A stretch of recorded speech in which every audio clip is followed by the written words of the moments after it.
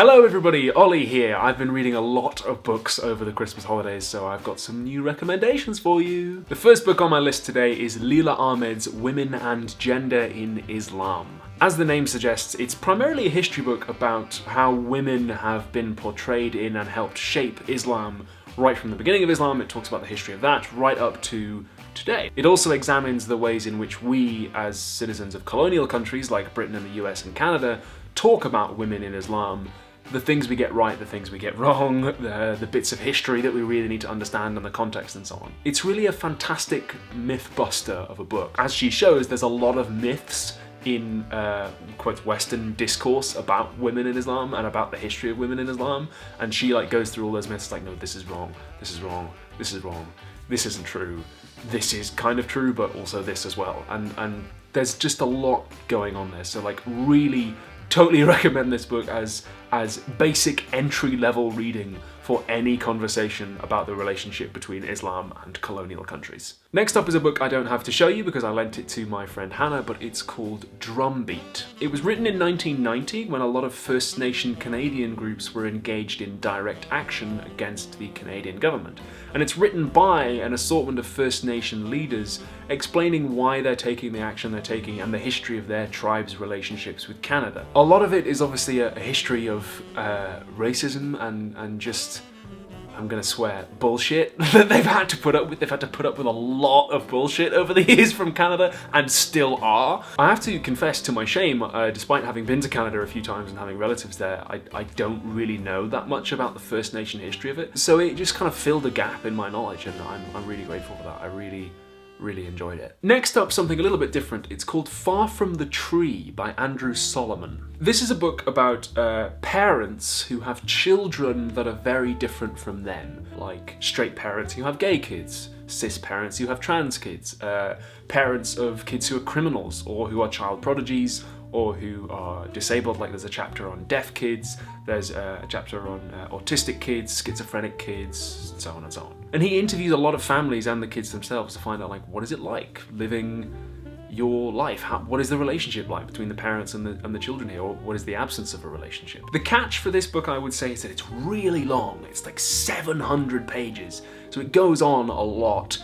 And he interviews family after family after family in every chapter, and you get the impression that, okay, maybe 4 or 5 families would have been enough. I think I learned as much, or if not more, emotionally from this book as I did factually. I learned some factual stuff, but really it's about enabling you to empathize with people who live incredibly different lives than what I certainly am used to. So that was a really nice opportunity for me, and I'm really glad I picked it up. It's something a bit different that I wouldn't normally have gotten, but a friend of mine who's a teacher recommended it to me, and I'm really glad he did. Do you like the beard, by the way? We're doing Shakespeare at the moment in drama school, so I already had a beard when I came back from holiday, and I decided I'd get a bit of a Shakespeare beard going on. I was aiming for a kind of Tom Hiddleston, Henry V thing. Next up, Sex at the Margins by Laura Maria Augustin. This one's absolutely brilliant. It's about migrant workers and sex workers and the fact that they face very, very similar problems,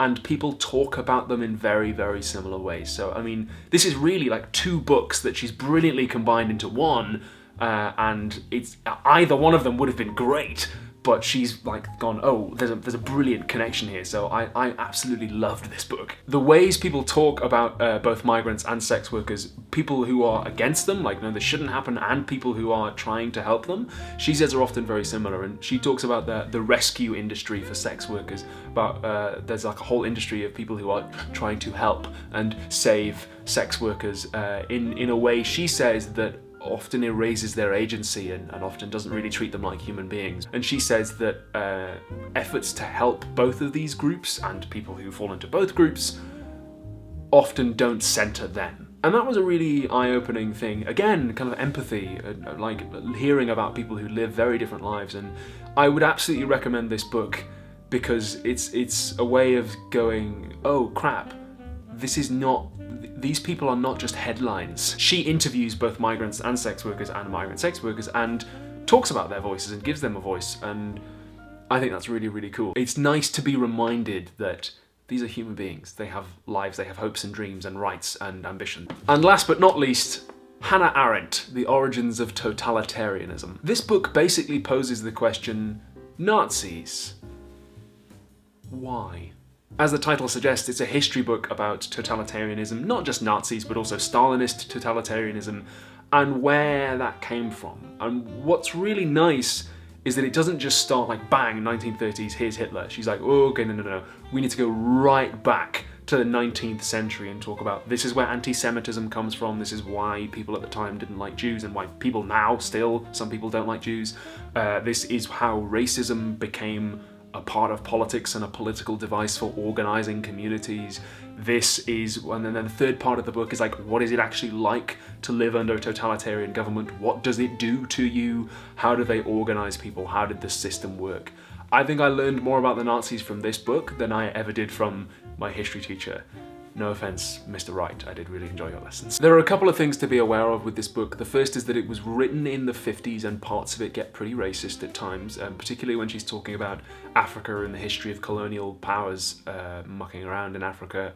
Those bits can get a bit racist, so do be aware of the limitations of the text. The other thing is that the history bits are really, really good.